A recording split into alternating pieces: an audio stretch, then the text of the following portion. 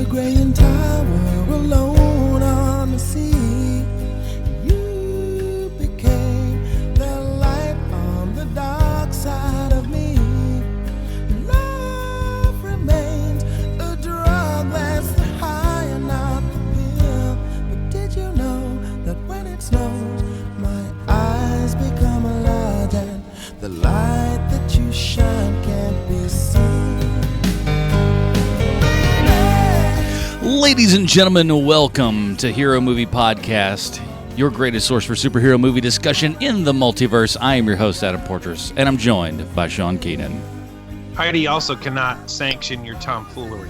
And of course, Bruce Leslie. I'm a prickly pear, and do roses from graves really kiss that many people? No, they're running all over the place, and they can't be trusted. They don't even have lips, man. They don't even have lips.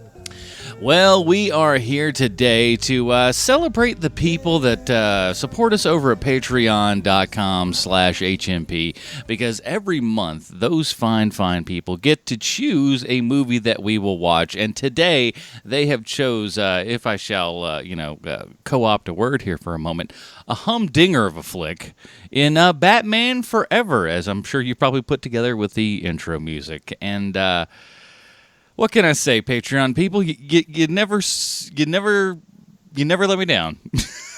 Hey, I'm just going to say there's at least one person listening that, like, the first dance at their wedding reception was that Seal song. Oh, I promise you that was the truth, for sure. That thing was everywhere. So, and it came out at a time where, like, actually listening to FM radio was the thing people did, and I got very sick of that song.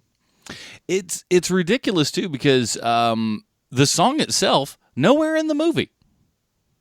The second song in the end credits is that song. Oh, you waited and watched some end credits. God bless you, sir. I don't know that I would have had the fortitude with which to stay through with that. Because that's to give you a different perspective, best part of the movie. Well, there you go. So we'll be discussing 1995's Batman Forever. And again, thank you to everybody that helps us out over at patreon.com/HMP. And we'll get to that in just a second. But what we also need to get to is a little bit of mail action here. What do you say, boys? Let's open up the old... Oops, that's the... We got to save that comic connection for later. Hold on. There we go. Mail's here. All right, the first one here is from Maria. It's entitled Joker. Hey guys, I just wanted to ask your thoughts on the new Todd Phillips standalone Joker movie. It looks like Joaquin Phoenix got the role of the Joker himself, and I wanted to see what you thought regarding the casting decision. Also, do you think that they'll do a Killing Joke-style origin story or something different? I didn't read the comics. So far my favorite Joker's been Heath Ledger.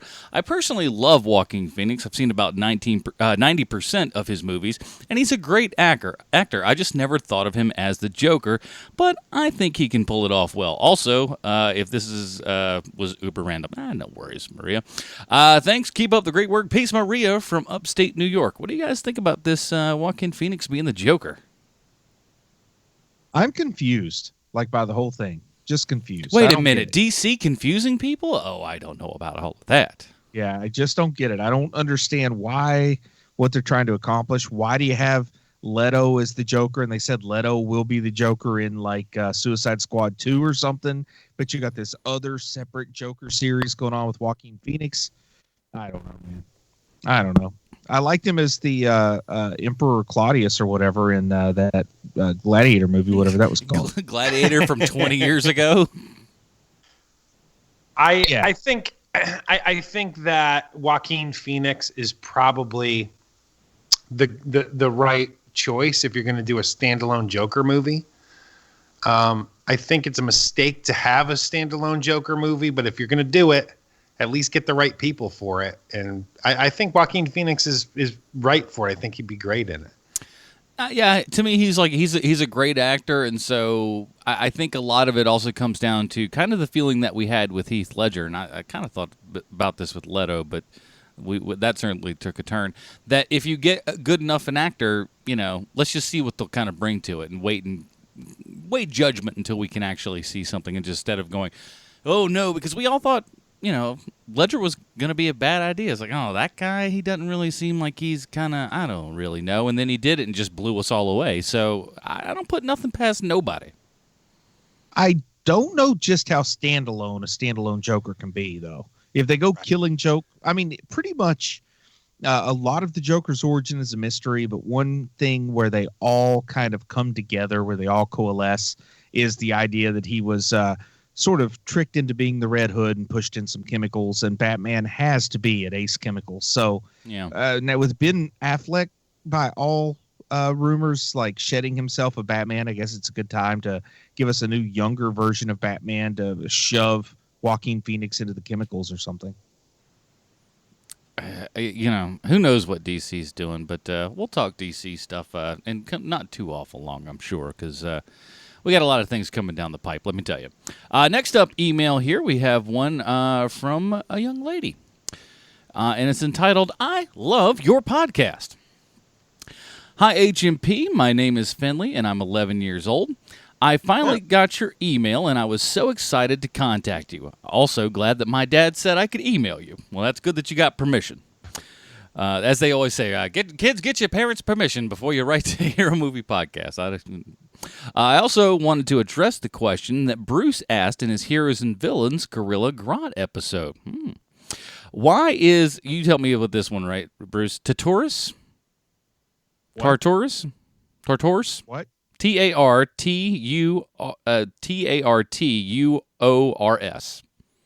Tortuous. Is that a place? Sure. Okay. Maybe. I don't know the question yet. I really don't. Oh, okay. I thought that might have been a thing. This comes from my ignorance. Tartarus would be a good name for an anti-Teen Titans squad. Well, here's an answer. I'm a sucker for anything Percy Jackson / Harry Potter related.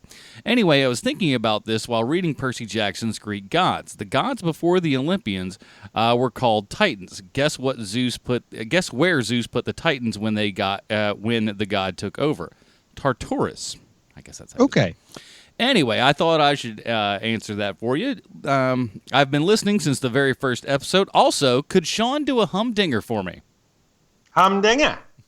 My 8-year-old brother thinks he says it better. He almost certainly does.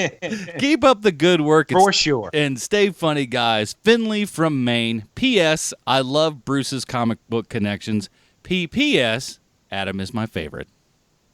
Oh, there you go. How on earth? How on earth? Anyway, Finley, thank you for listening. And please don't listen without at least one parent, because sometimes we get a little off the rails here, and you need a parent there. Finley. You need a parent there. Listen to that guy. We try to make it as family friendly as we can, but every now and then we kind of skirt that PG-13 line. But Finley's dad contacted us over Twitter and everything, so I think all is cool. I think it's a family affair, so that's a good deal, man.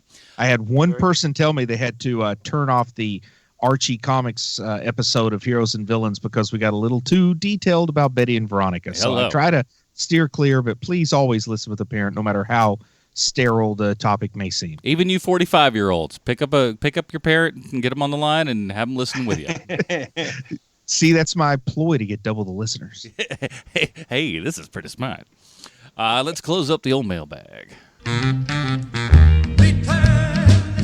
Bale's here.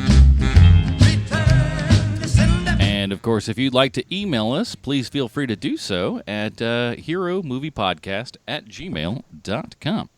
All right. Our Patreon folks have voted, and we said, okay, I guess we'll do that. Here is the trailer for Batman Forever.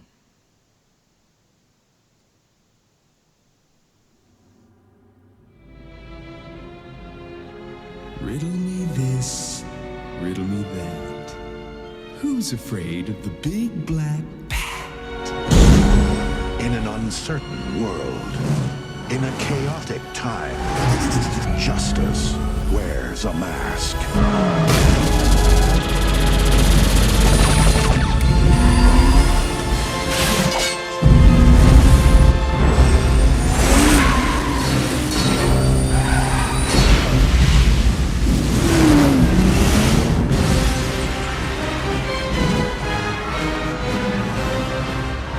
Was good. His was better. Love is a game. What is it about the wrong kind of man? car, right? Chicks love the car. Power is a machine. Now you've devised a way to read men's minds. By the way, I've seen your mind, freak. And revenge is a trap. You're a genius. Riddler and Two-Face can make a pretty lethal combination. Train me, let me be your partner. Who's your tailor? But first, let's meet our contestants. Going down. If the bat wants to play, we'll play. Was that over the top? Don't work too late.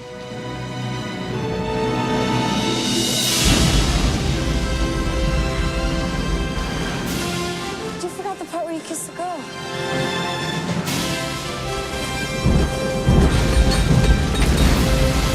The real game begins.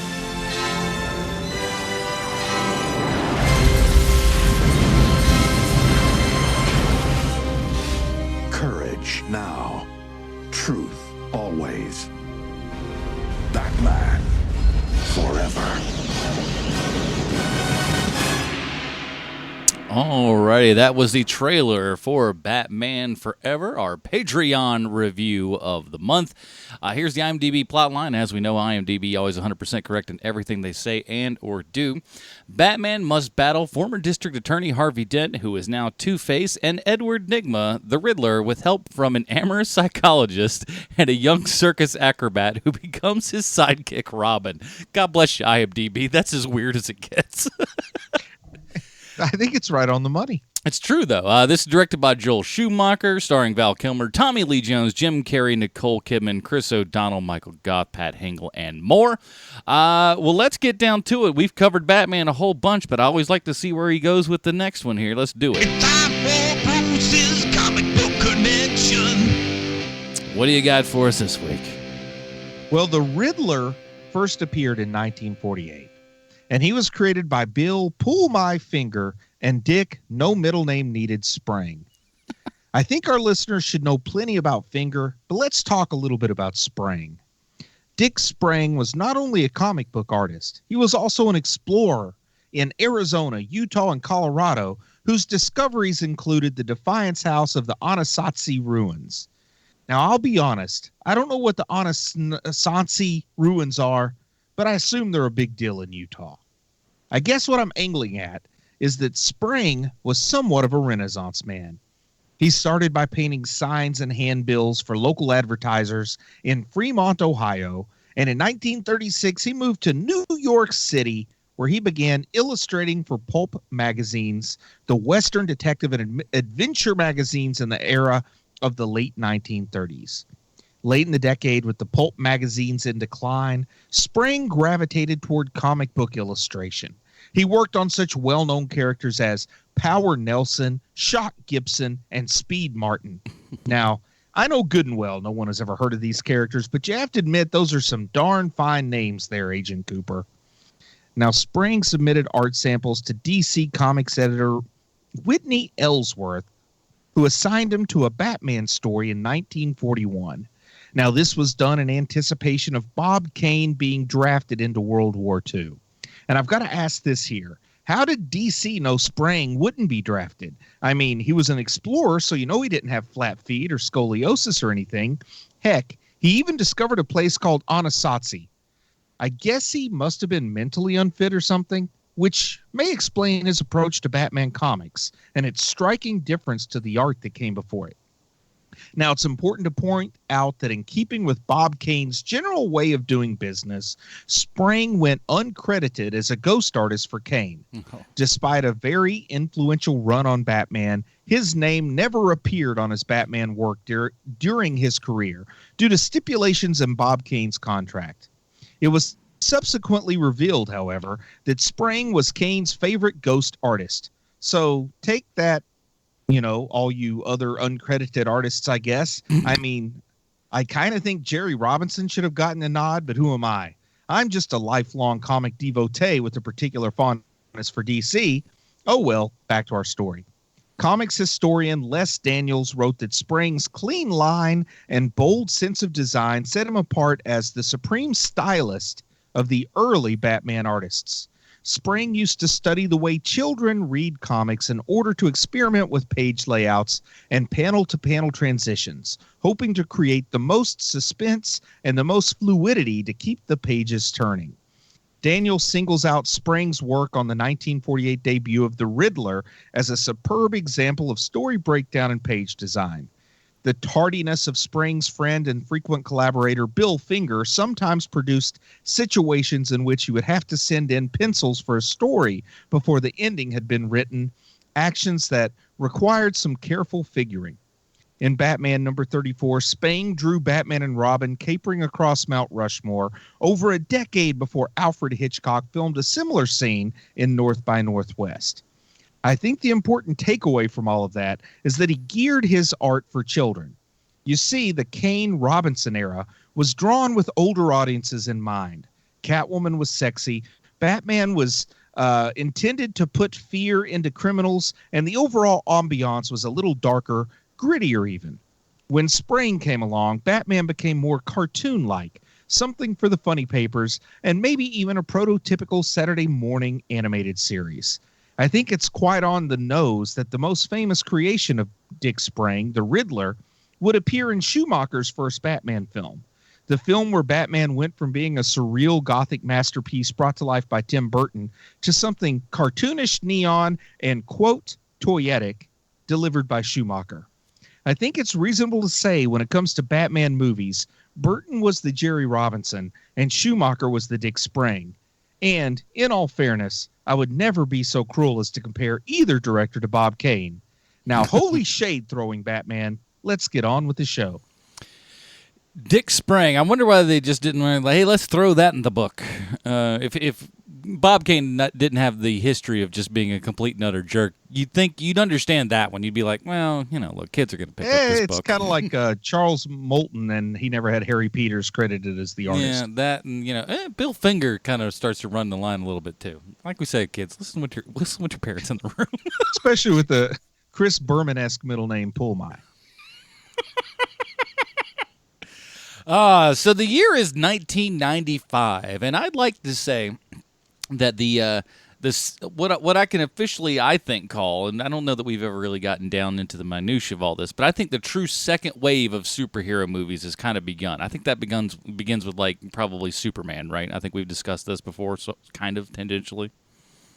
Right, modern superhero movies. Yeah, so like it's really kicking off here. Burton's got 2 Batmans under his belt, so this one comes in flying hot on the heels after Burton's, obviously the Batman movies have kind of raised his stock level to where, they may not be able to get him or whatever. I'm not sure of the exact situation with this one. And Val Kilmer, he's coming off such hits as Thunderheart. Yeah, and so with that as well, also brings one Michael Keaton not showing up as Batman yet again. Or, well, for the first time, rather, excuse me. First time. And Michael Keaton was all set to go for this movie until he found out Burton wasn't directing, and then he bowed out. So we've discussed Batman and Robin previously on this program, and have yet to get to Batman Forever. Our Patreon people said, I want you to do this this month, and we said okay. And man, oh man, I don't know about you guys, but I had a memory of this movie. I'm sure we all saw it in the theaters and everything, and especially with things. I did not see it in the theater. I was in Madagascar when this movie came out. Of course you were. Of course you were. That makes nothing but sense. It was 1995, man. So I got to say, I don't think I saw this movie until I watched it for the show this week. No.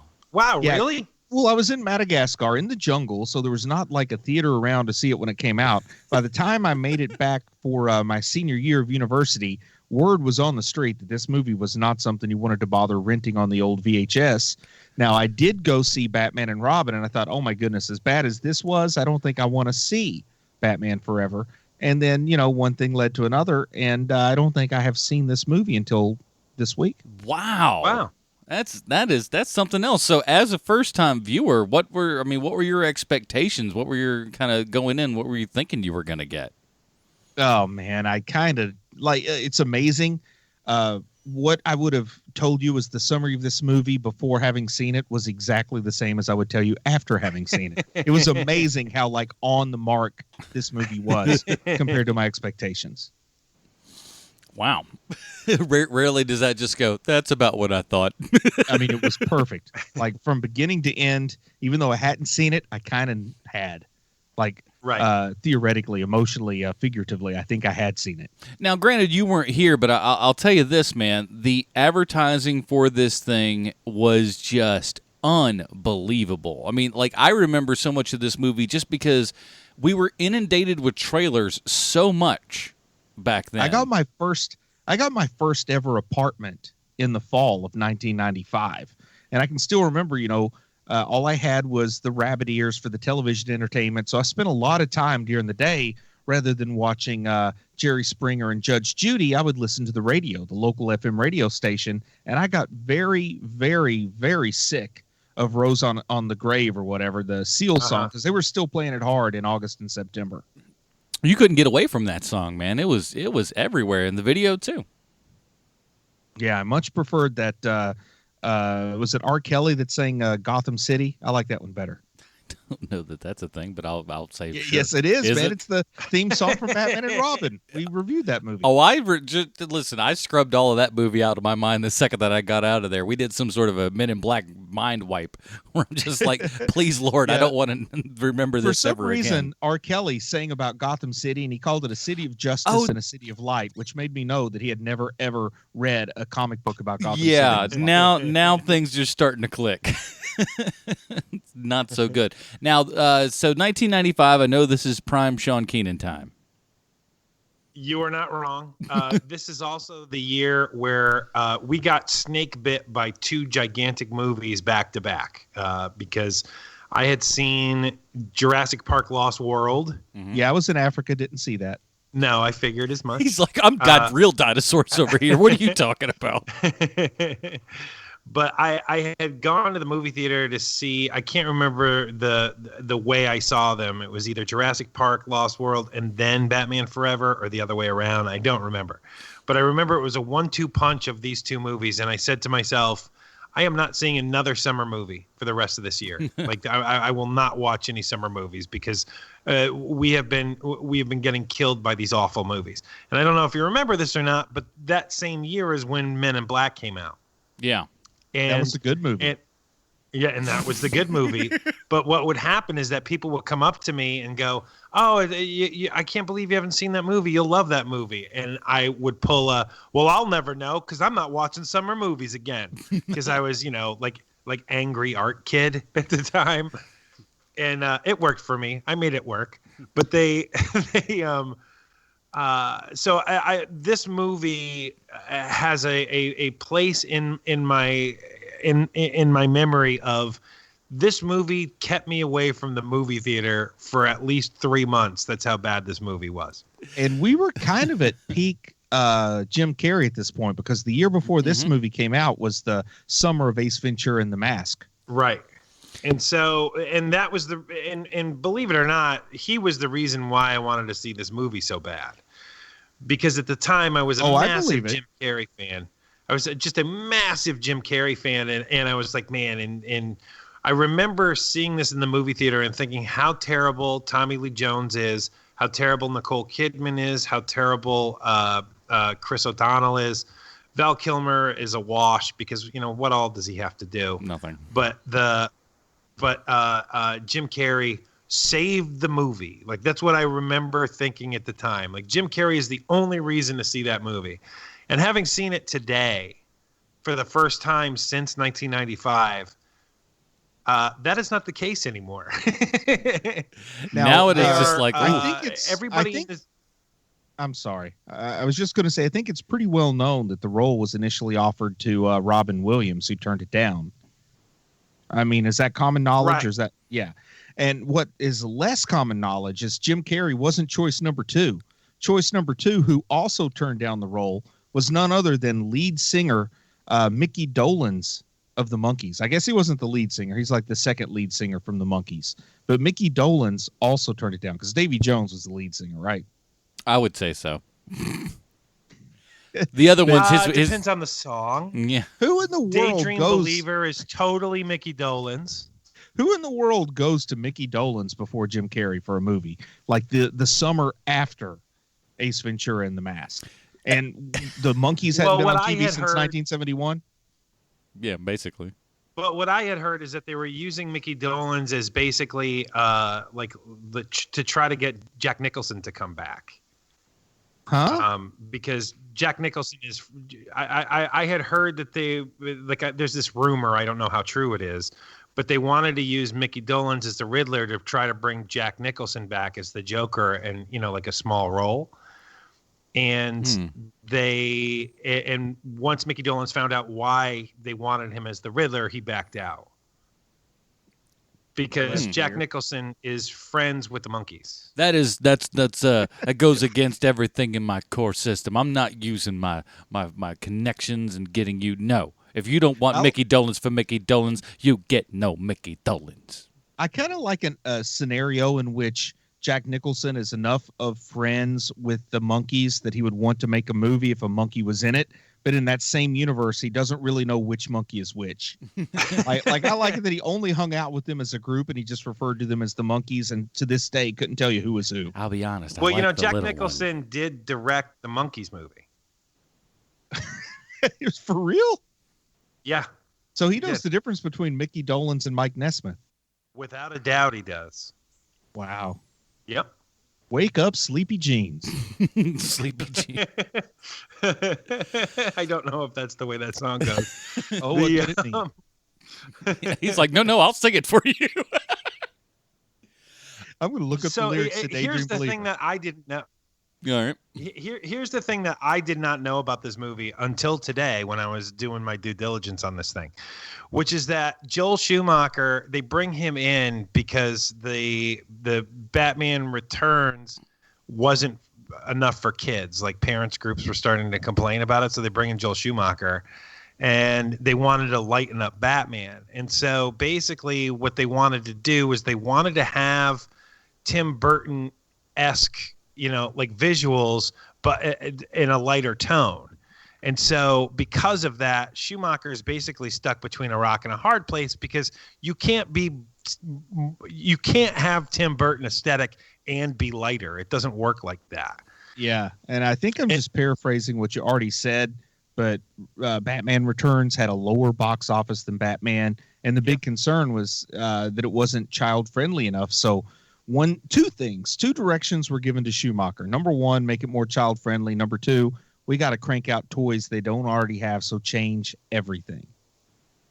Right. Yeah. And on top of that, that's where the word Toyotic came from. I'm sorry.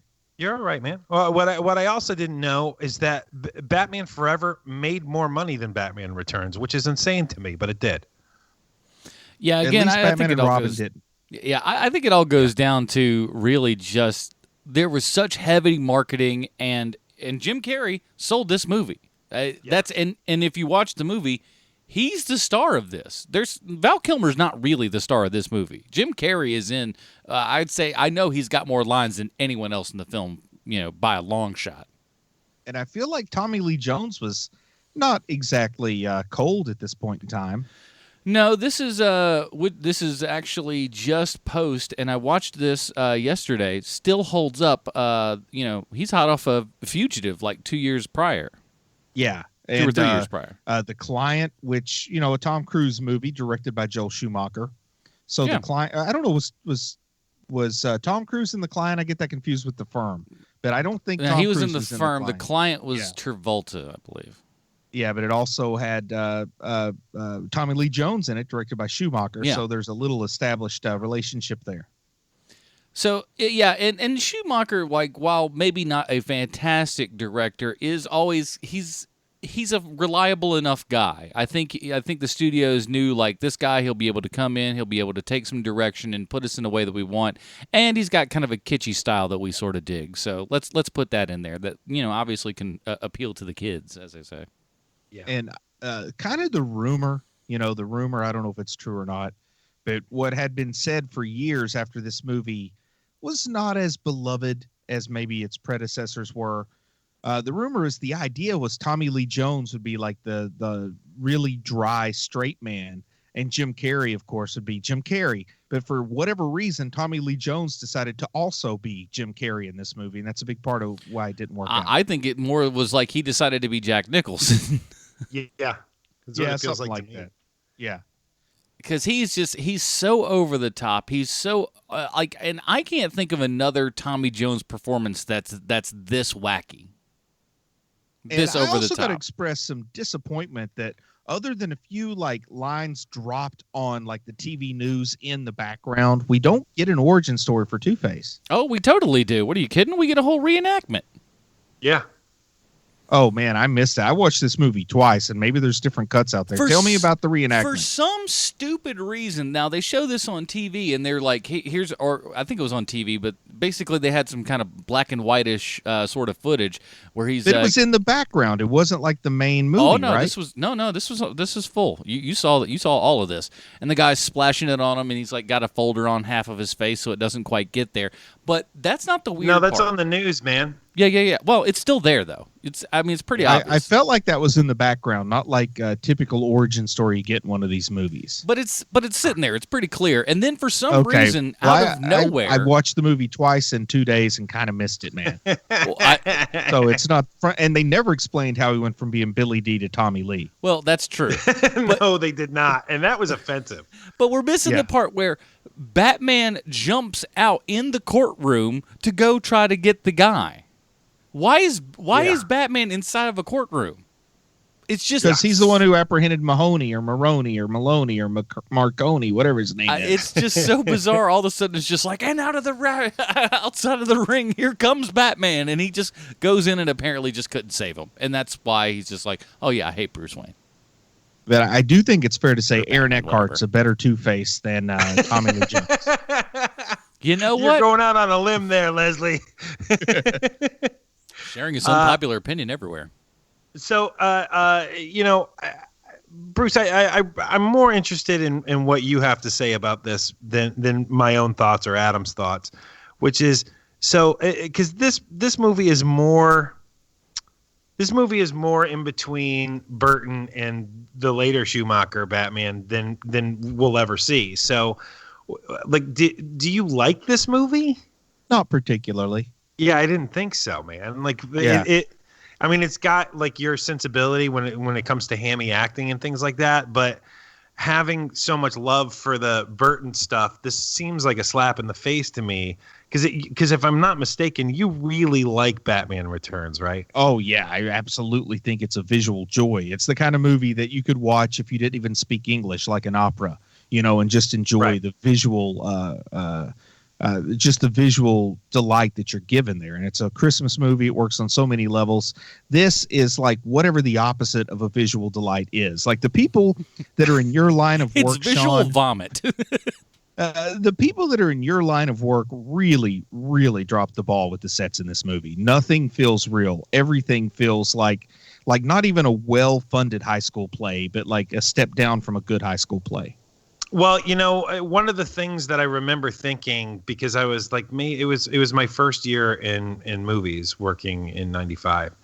And I remember thinking, walking out of this movie theater, man, a whole bunch of guys in art department went home with those neon questions, with the neon question marks. And it seems to me that that's a lot. It's almost like they wanted to go for the Batman 66 look on top of the Burton look also.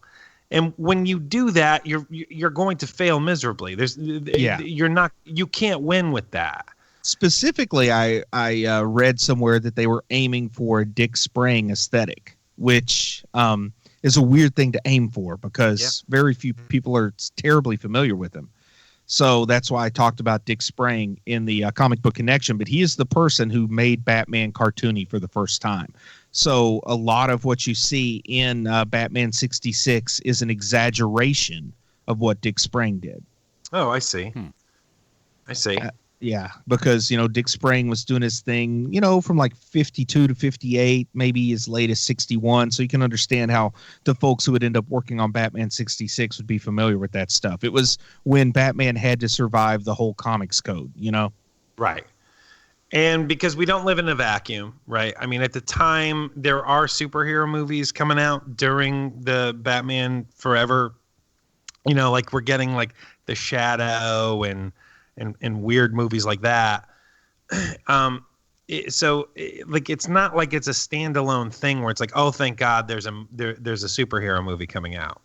And so what I'm remembering at the time, and maybe I'm mistaken, but Adam, you can pull me in if I'm wrong here.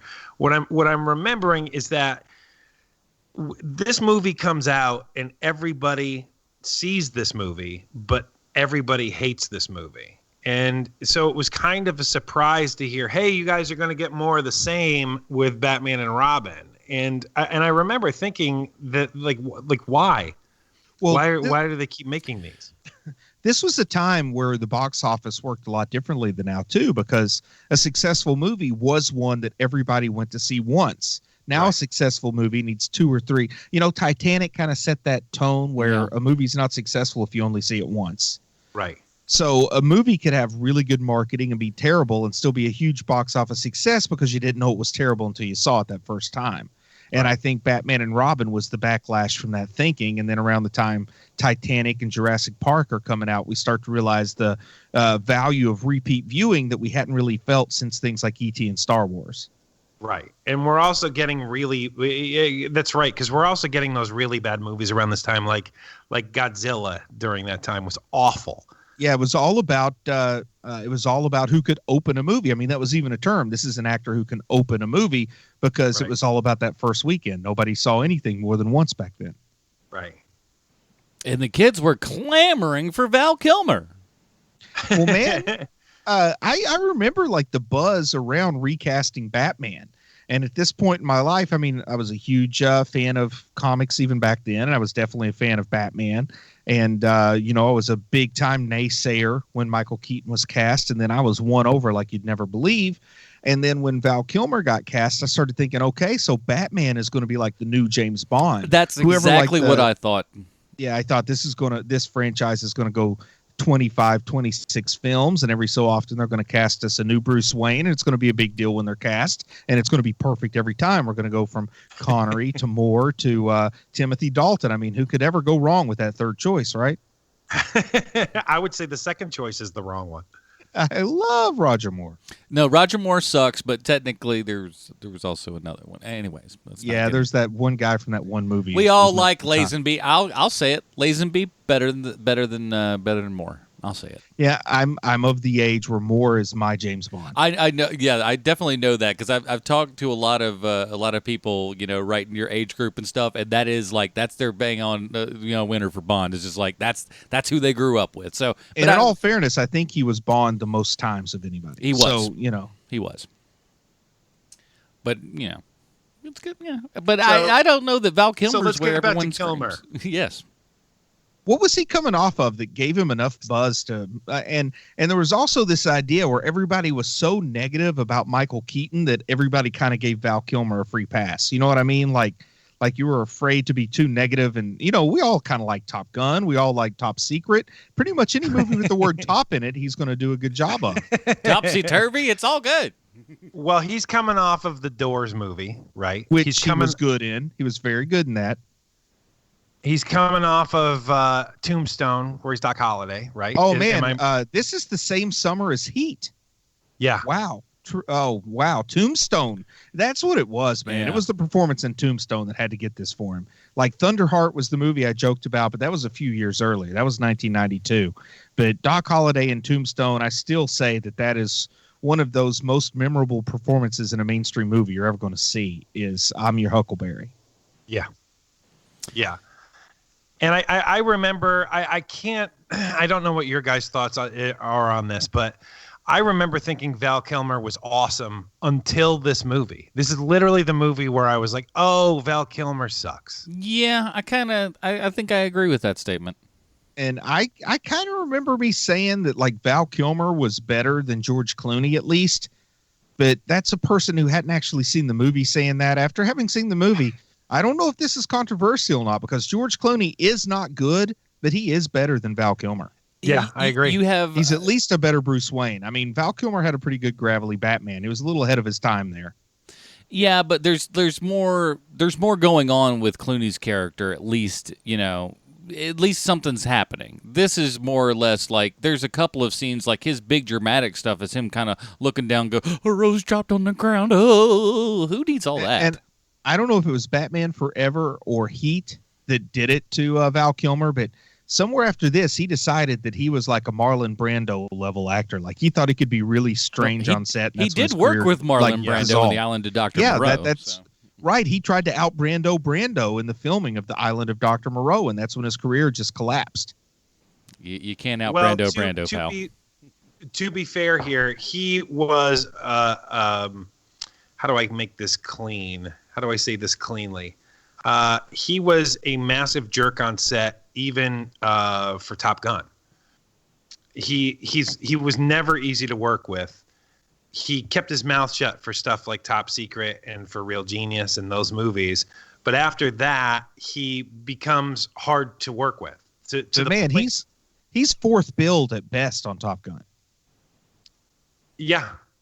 But he was still hard to deal with on set. I mean, he's even said it in interviews where he's like, man, like I didn't have my stuff together back then. And it seems like he's trying to do a reclamation project on himself, but it's still not working because people are hiring him for things, but not to the level that he once was. He's currently working in Top Gun 2, so. Well, he's also he had like a small stint there where he would like go around to comedy clubs dressed as Mark Twain and do Mark Twain stuff, and that was the show. Oh, that's right. And that was in the last 5 years. Real weird stuff. And then he's off doing movies with Francis Ford Coppola that no one will ever watch. And he played the bad guy in MacGruber, which is the last time I saw him. I know that they wanted to give him a cameo in Iron Man 3, and he just didn't show up. That sounds about right. They did. I mean, they wanted, because it's Shane Black and it's Robert Downey Jr., and they were like, hey, let's bring in our buddy. Nope. He's off in a little place we call Crazyville. Apparently, he was in the Werner Herzog Bad Lieutenant movie. Not the Harvey Keitel Bad Lieutenant, but the other one, the one with Nick Cage. Oh, right.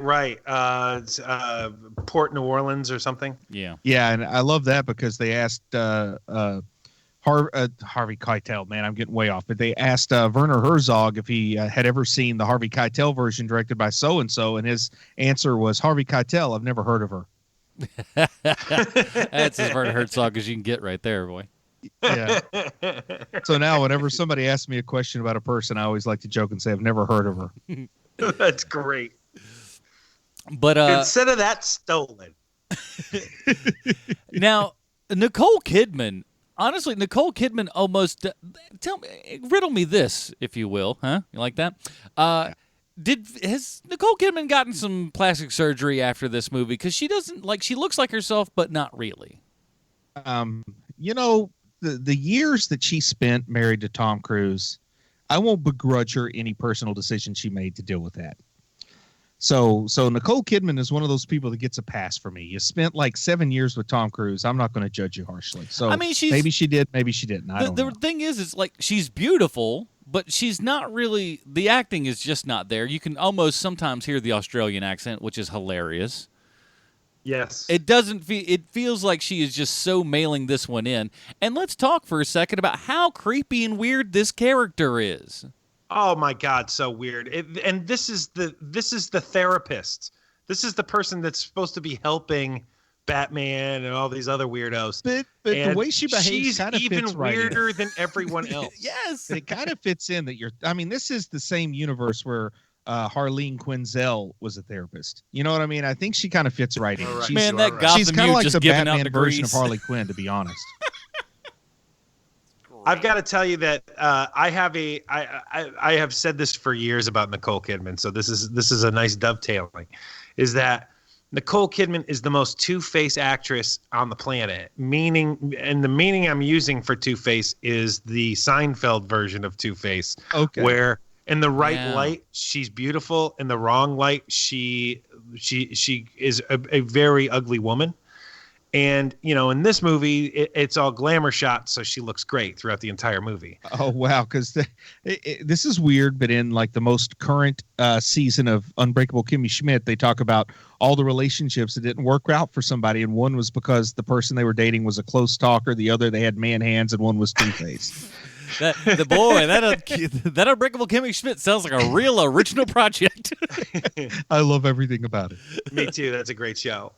And so for years and years and years, whenever you need someone to play crazy, I'm always saying to people, why not Nicole Kidman? She has played a couple of really good crazy characters, hasn't she? Now that I think about it, she has, because she has that thing where she can be drop dead beautiful, but in the wrong light, she looks like a weird lady. I like that. Like, didn't she play the woman that had the affair with the high school version of Joaquin Phoenix to get him to kill her husband or something? Like, that was one of her best performances, I thought. There's a whole bunch. She has a whole bunch of those, because there's the one where like Alec Baldwin is a doctor, like she's good in that. And there's one where man, I don't know where I'm going with this. There are things and stuff in the Stepford Wives. Alec Baldwin whistles. You know what I'm talking about, right? Everyone. So, I mean, it's like, man, I started going into a thought, and I was like, I don't have anything. Pull out. Hit that bell. This might have been the first non-Tom Cruise movie that she made that I would have been aware of. Because I was aware of Days of Thunder. That's the first time I ever knew Nicole Kidman was a thing. Then after that would have been Far and Away, and then it would have been Batman and Forever, I think. Reach back into some catalog and check out BMX Bandits. That's a good one. BMX Bandits. I think I've seen that. Was she in that? Yeah. Oh, yeah. How old was she? So she was super young in BMX Bandits. Okay, that's one of her first flicks. Because I was super young. I was only like 8 years old when that movie came out, so she might have been like just my type back then. Might have been. Is she about my age? Like, how old is she? She's around your age. I don't know how old she is. Oh, she's 74 years old. Looks great. Looks fantastic. Wow, I tell you. She looks great. They tell you not to get any work done in Hollywood, but I say go ahead and do it if that's what you end up like. Not bad. If you're doing it right, you can work forever. This is true. And do it wrong, you Meg Ryan. She's married to one of the Urban Contemporaries, apparently. What does that mean? Well, Keith Urban and Kyle Urban are the Urban Contemporaries. Remember? Yes. She's married to one of them. I don't know which one. The Australian. Keith Urban. Okay. He's the Australian one, right? Yes. The Australian one doing American country. I listen, who knows? No one talks about wallabies in those songs. That's the problem. But okay, let's talk about Tommy Lee Jones. I don't know what's going on with this guy. Who told him that this was what he should be doing? And somebody sat back and went, "Yep, that'll do." Well, the nice thing is he got it out of his system, because by the time he did Men in Black, he knew where to be. Like there was Tommy Lee Jones that you expect in the movie where the fugitive, he was trying to catch that fugitive guy. Yeah. And then you get the Tommy Lee Jones you expect in Men in Black. But you do not get the Tommy, like this was the weirdo meat on the regular old Tommy Lee Jones sandwich. Like he got it out of his system and was able to move on. Like sometimes we all got to do that. It's like when Bruce Willis had to have a band, or when Billy Bob Thornton had to have a band. It's like they got to get this out of their system to go back to doing what they do competently. Right. Well, I mean, the thing about Tommy Lee Jones in 1995 is that he still cares when it comes to these big movies, because he stopped caring shortly thereafter, 1995. I mean, he's still a great actor when he wants to be a great actor. But you're getting Tommy Lee Jones for the most part. You're not getting, like, ooh, I'm going to get some deep sort of character. No, you're going to get Tommy Lee Jones being Tommy Lee Jones. Now, he's the best Tommy Lee Jones there ever was, but he is just Tommy Lee Jones. Yeah. I really liked him when he played Doolittle Lynn in Coal Miner's Daughter, and then I liked him in Men in Black. Coal Miner's Daughter is such a great flick.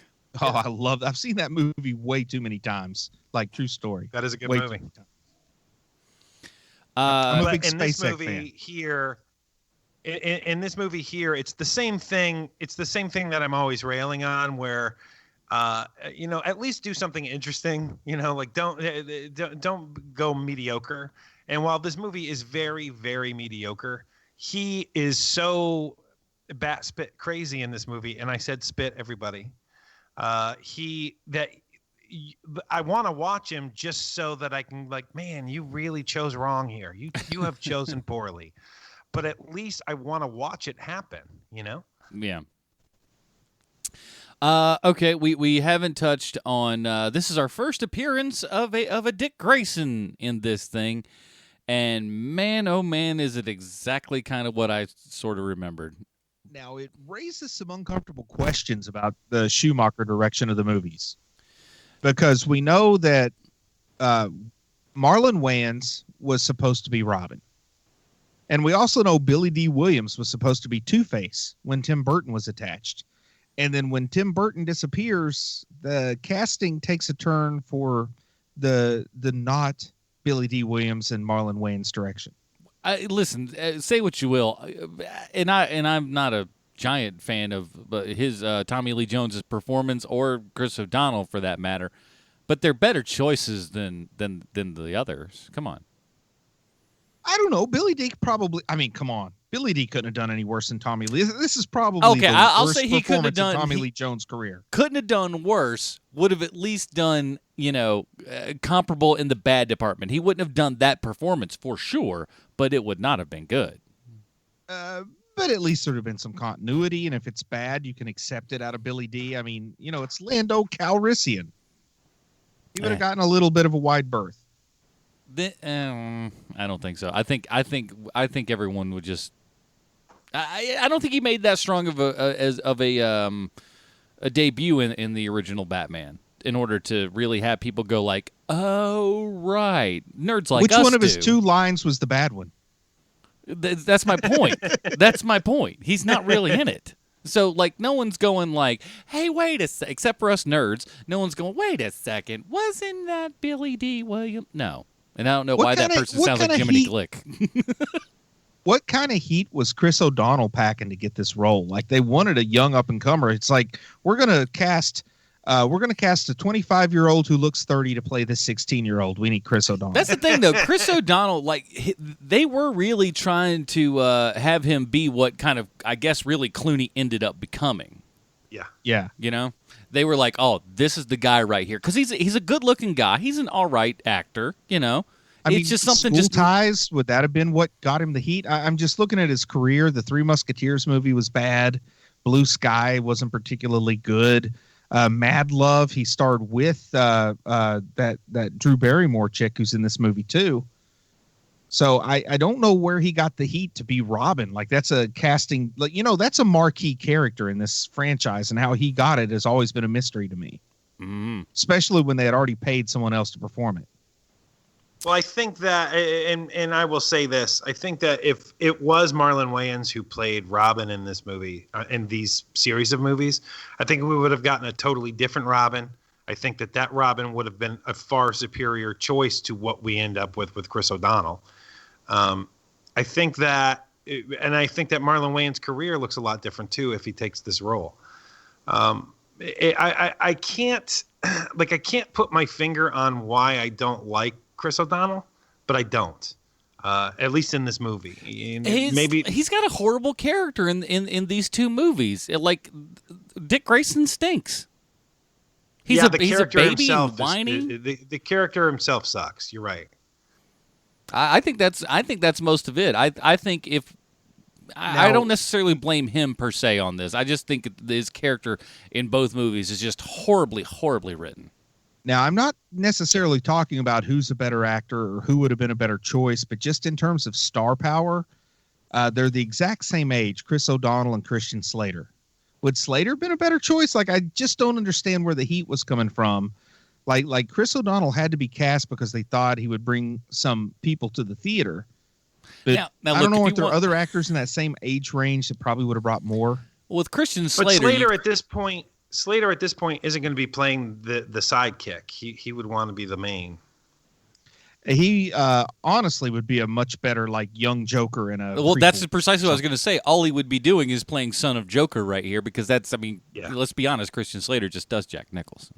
Now, who's the same age as Chris O'Donnell and people just absolutely loved in 1995, who I think would have been a perfect Robin, is Corey Feldman. You know, boy, would that have been a choice. It'd have been a choice. I can't tell you how happy I am that you brought that back. You're right. Well, I just think it would have been the perfect choice. That's all. It's true. That's so great. It's something. It's a song that hasn't been played in quite some time, and when it comes back on the radio, you're just like, oh right, yeah. It's like when somebody dusts off that old Fat Boy Slim CD. I love it. You're like, now ooh. I don't know how much you can believe Wikipedia, but here are the list of candidates that were defeated by Chris O'Donnell for the role. Okay, do you want to hear it? Yes, please. Leonardo DiCaprio. Ooh. Wow. Matt Damon, Jude Law, Ewan McGregor, Toby Stevens, and Scott Speedman. Scott Speedman. Wow. Huh. That's great. Who's Scott Speedman? I have no idea who that is. Oh man, he's a weapon of one. No, lethal. I can't remember. Apparently, he was in a show called Felicity. Speedman.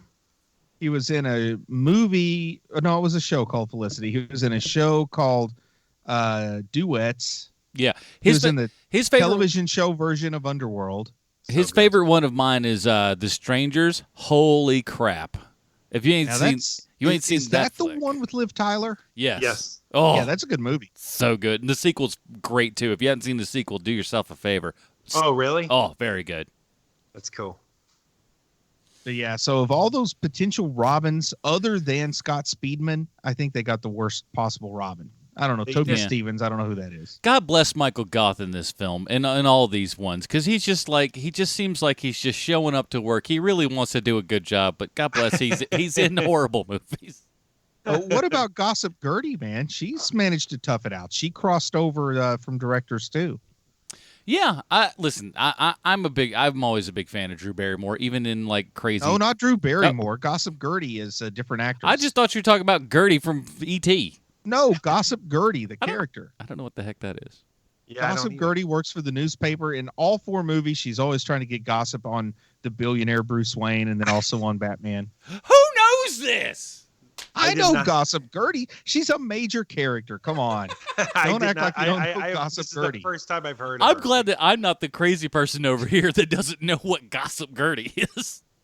Oh, my goodness. I thought everybody, like Gossip Gertie is right there with Alfred and Pat Hingle as James Gordon. She's one of the ones that showed up in every movie. First of all, Pat Hingle, God bless that guy, too. Coming in there. Elizabeth Saunders played Gossip Gertie. I love how, like Nicole Kidman's character can go, like, just apparently bust into police headquarters, make her way to the roof, turn on the bat signal, and their first thought is get Commissioner Gordon, keep him in his PJs, put a robe on him, and get him down to the police station and up to the top to go, who's putting on this light?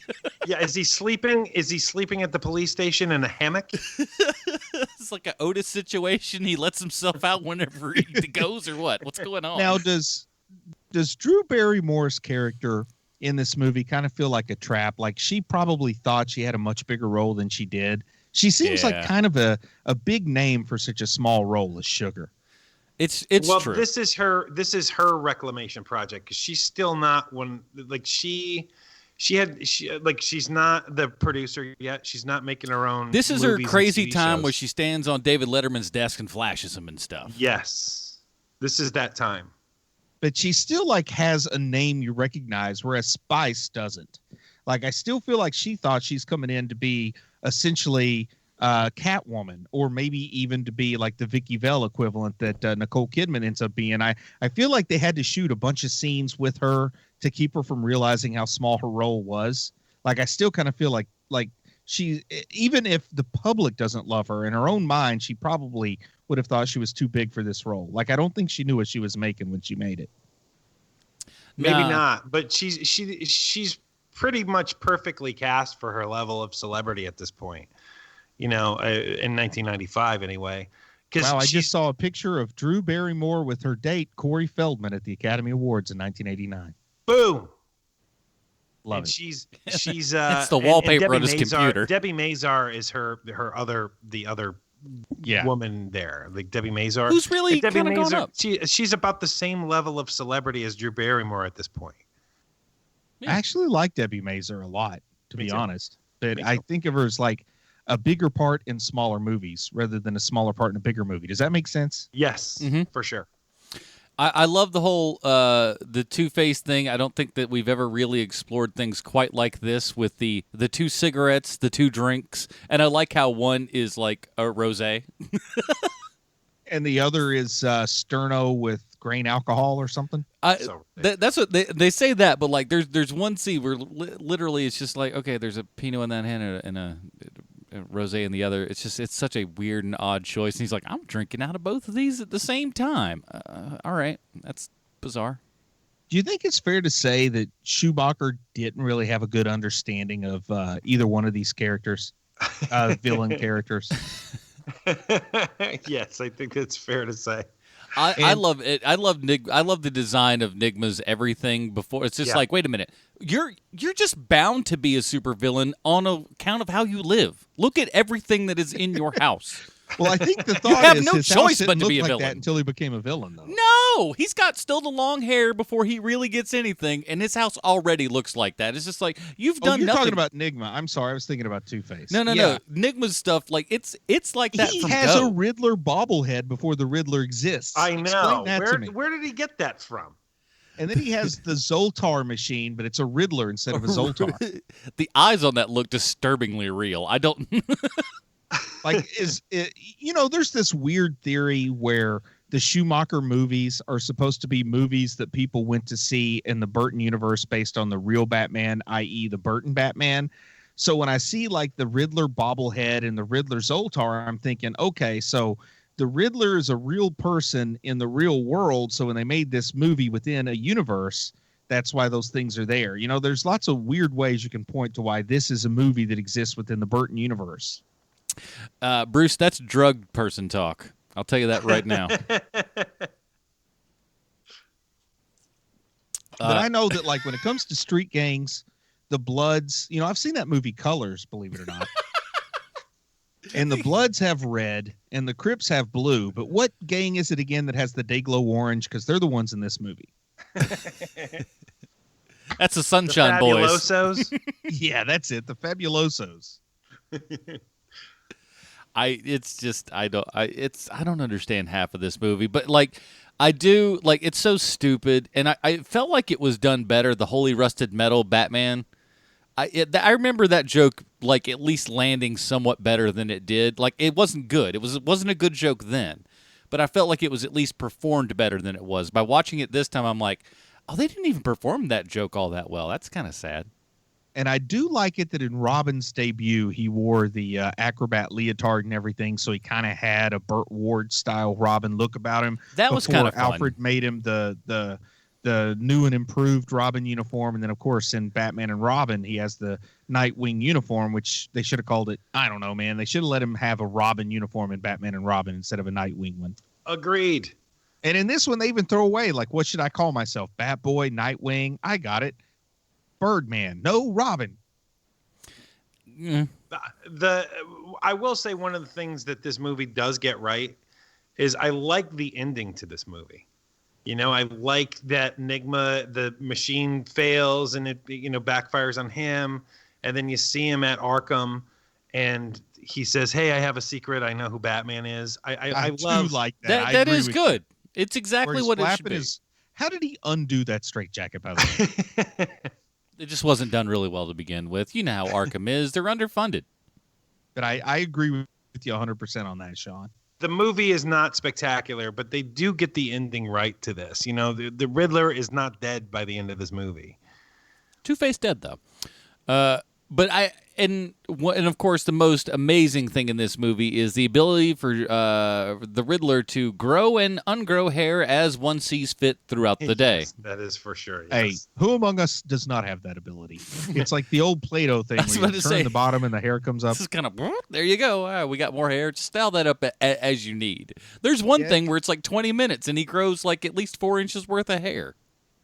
Something that both of the Schumacher Batman movies have in common is the villains put an unnecessary extra step in their plans. Like in this movie, they're stealing diamonds to sell for money. Right. They're stealing diamonds to sell for money to build their little brain boxes. But in the next movie, they're stealing money to buy diamonds to build an ice suit. It's like they should have just traded plans where, the other guy stole the diamonds and they stole the money and meet in the middle. But they all have like a needless extra step in their plans. It is. And it's so weird that diamonds and money are the two things, but they just reverse the order they steal them in both movies. I had never put that together before. That's a very good point. What a breakout that first scene is, man. Just defying all laws of physics and just, it's just fantastic. But let's do something that we do on this show all the time, because it's really, outside of our reviews, it is the most important part of this entire thing, and it's how this movie connects to one Sylvester Stallone. Thank you, Adam. I have a prepared statement. Mm-hmm. I love two things in this world. One, when I find a new job title in a business I've worked in for over 20 years, and two, old racist cartoons. There's a job called Principal Eyewear, which I learned existed 3 days ago. And this person styles eyeglasses, ... to the stars.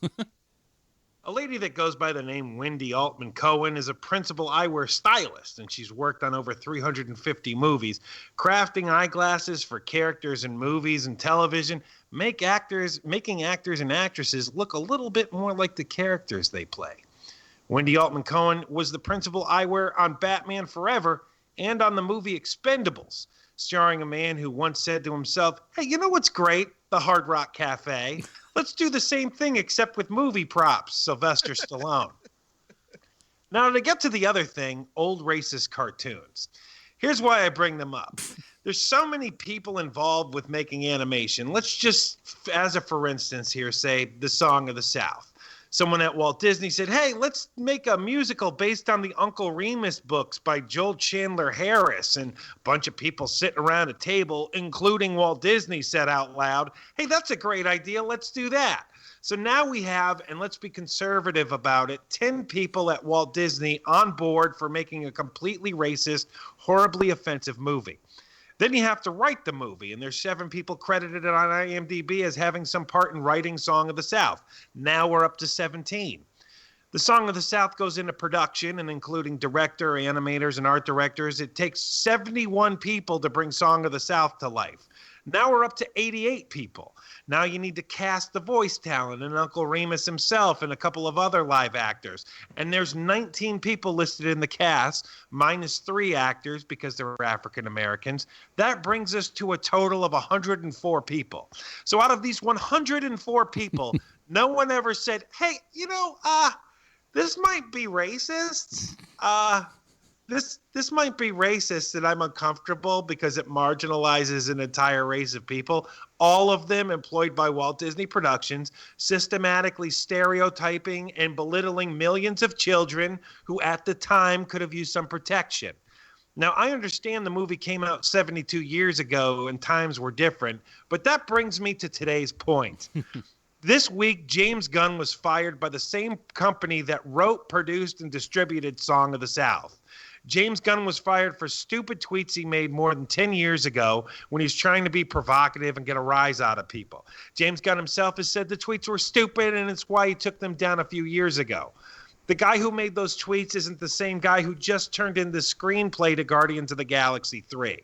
Now, generally, this would not be that big a deal, except Gunn has been an outspoken opponent of Trump, and Fox News finds his old deleted tweets, and James Gunn got. Now, on a personal note, I hate politics because I'm mostly apolitical, and if you want me to walk out of a room, just start talking about your views on Trump. Go ahead. See what happens.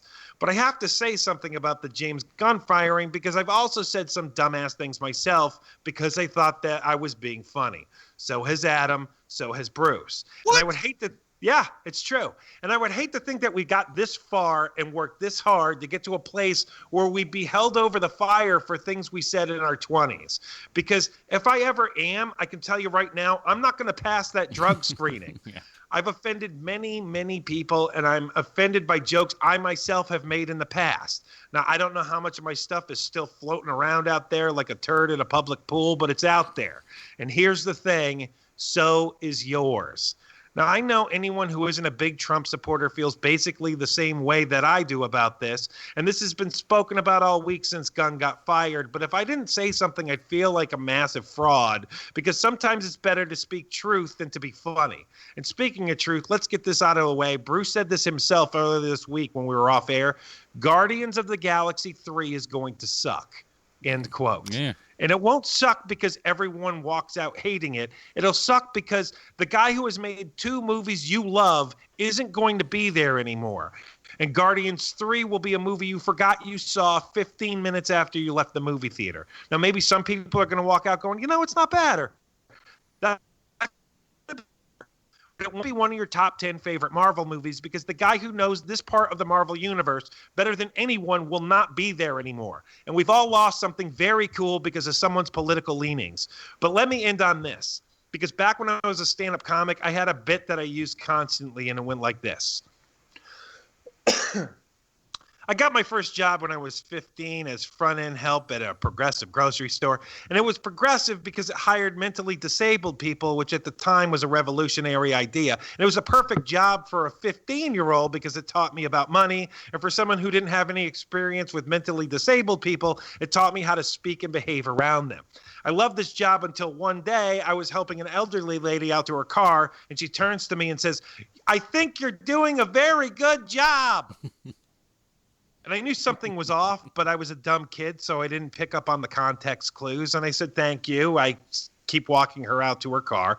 And she turns to me and says, "Your parents must be very proud of you."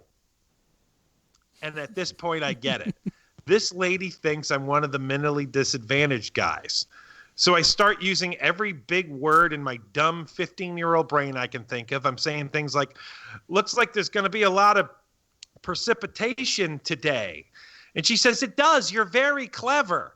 And it was the worst day of my life because no matter how bad your day is, it's never going to be so bad that a nice old lady looks you up and down and says to herself, "Well, clearly, this guy has a severe cognitive learning disability." Now, I bring this joke up because this joke would have been enough for me to get into hot water with the folks at Disney. Because someone could spin this joke in that Keenan makes fun of the elderly and handicapped people. He should immediately be fired from the podcast he does for free. And there you have it, HMPers. This week's Stallone Connection is Wendy Altman-Cohen. Now, Debbie Mazar and Drew Barrymore, let's review Batman Forever so we can get back to erasing our internet history. Indeed, we will.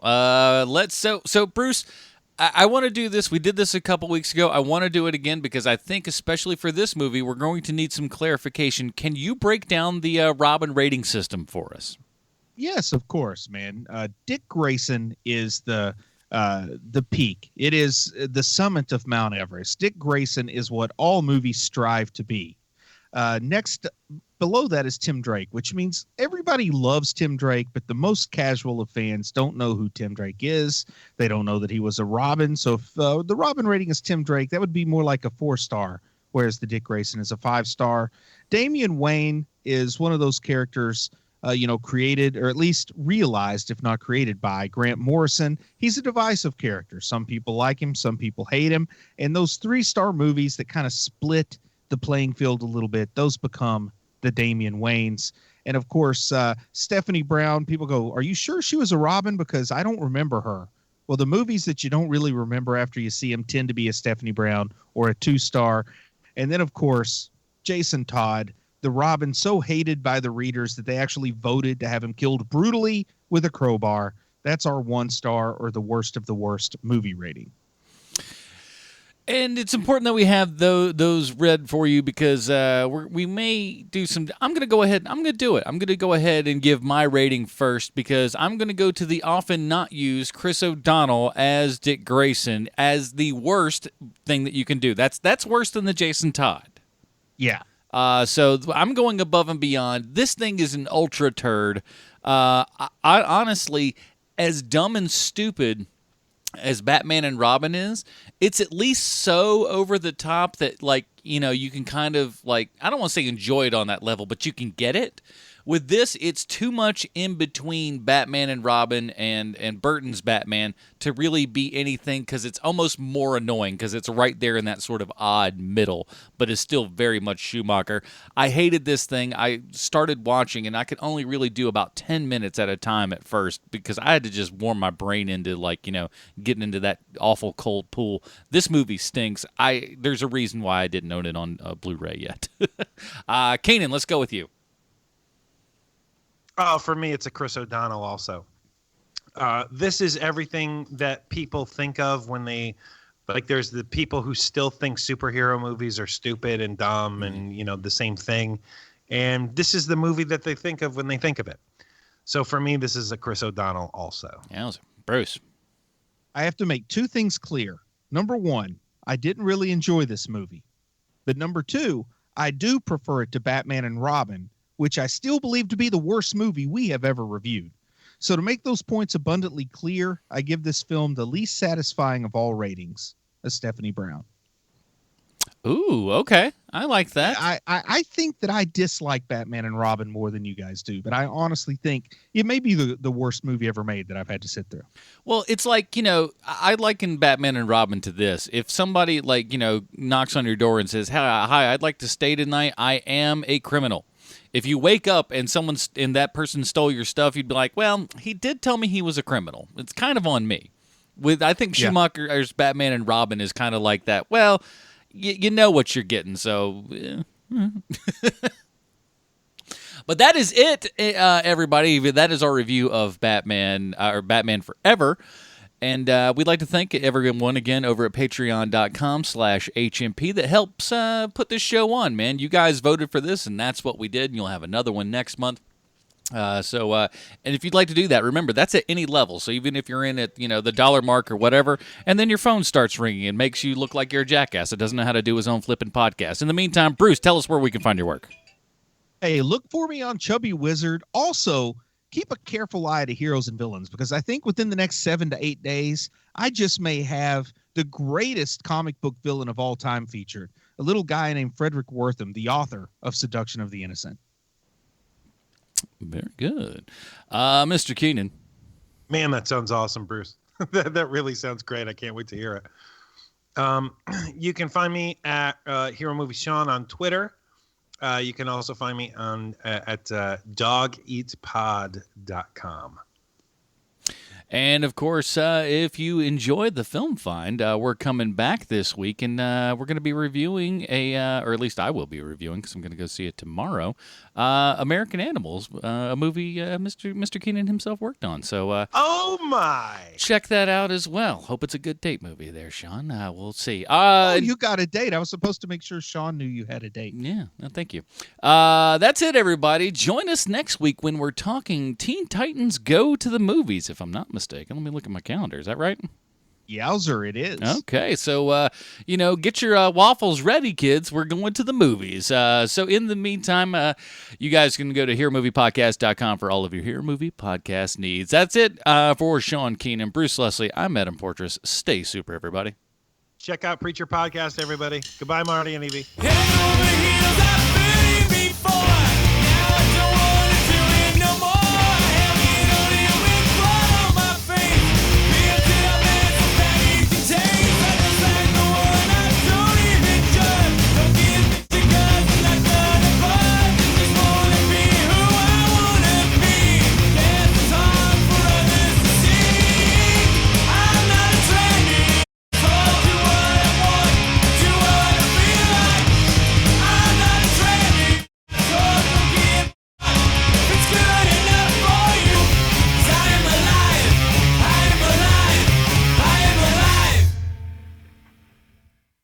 There.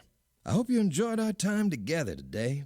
It seems harder and harder to just sit back and enjoy the finer things in life. Well, till next time. Ta-ta.